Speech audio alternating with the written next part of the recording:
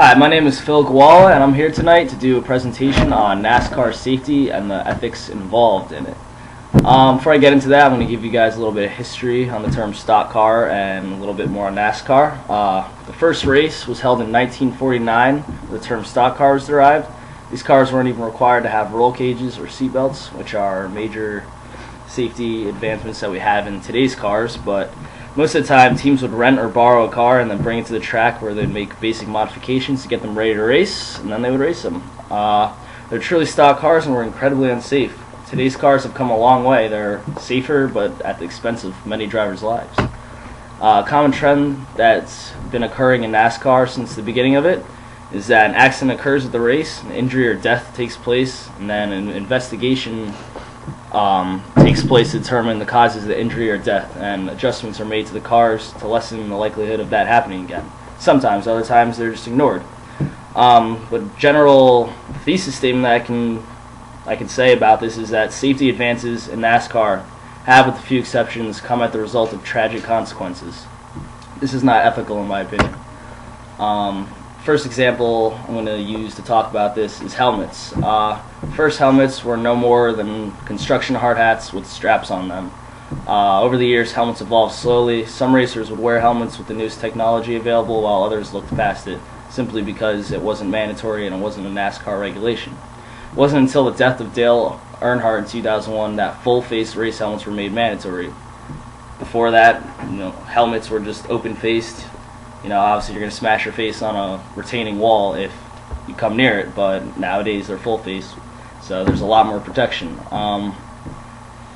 Question comes to mind, why was it until Dale Earnhardt's death in 2001 that this became mandatory? They obviously knew full face helmets were safer, so why didn't they make that mandatory as soon as the technology was available? The second example of this is fuel cells.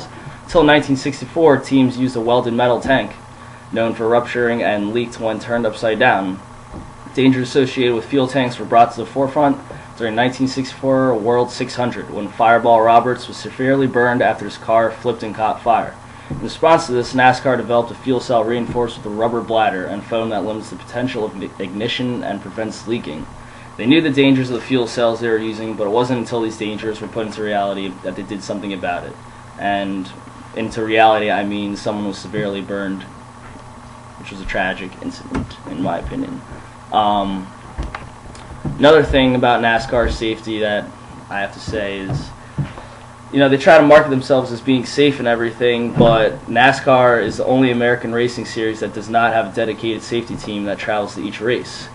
It makes it hard for NASCAR to market themselves as being concentrated on safety when they don't do this.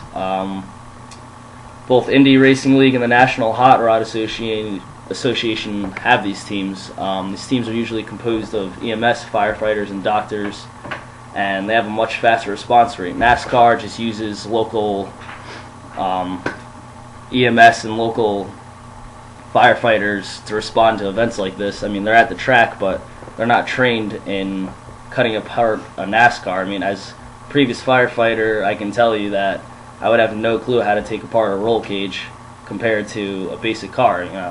That's minutes of somebody being stuck in their car because they're not properly trained in taking apart a NASCAR and extricating a trapped racer.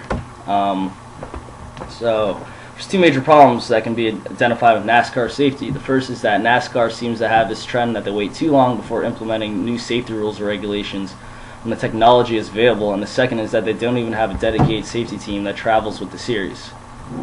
These two problems give NASCAR a poor reputation in regards to safety with those that are aware of these problems. Even with the harsh economy, in my opinion, NASCAR needs to spend some money developing two new teams. The first team should be a team composed of engineers, doctors, and anyone else that can aid in developing new technologies to keep NASCAR drivers safer. Hopefully this team will identify potential threats with today's cars and racetracks and implement new strategies and technologies to reduce these threats before someone gets hurt. This would be the team's sole responsibility because NASCAR doesn't have a team responsible for just that. They do have a team that makes rules and regulations in regards to safety, but this team is also responsible for many other segments of NASCAR, which is why safety always seems to be put in the shadows. As I mentioned before, the second team should be trained specifically to deal with wrecked race cars and have a medical staff that knows the drivers and their histories, which would allow for better care after car crashes in NASCAR. In my opinion, implementing these two teams would considerably reduce risk in NASCAR and improve NASCAR's reputation about safety. In conclusion, I do not believe that NASCAR has spent enough time or money on making their racers safer. Like I said, they don't even have a response team designated to all the races. In my opinion, this is unethical, and they need to improve this with the suggestions I made, or come up with new ideas and new technologies to keep racers safer. So yeah, that's my video on NASCAR safety and the ethics involved. Hope you guys enjoyed it.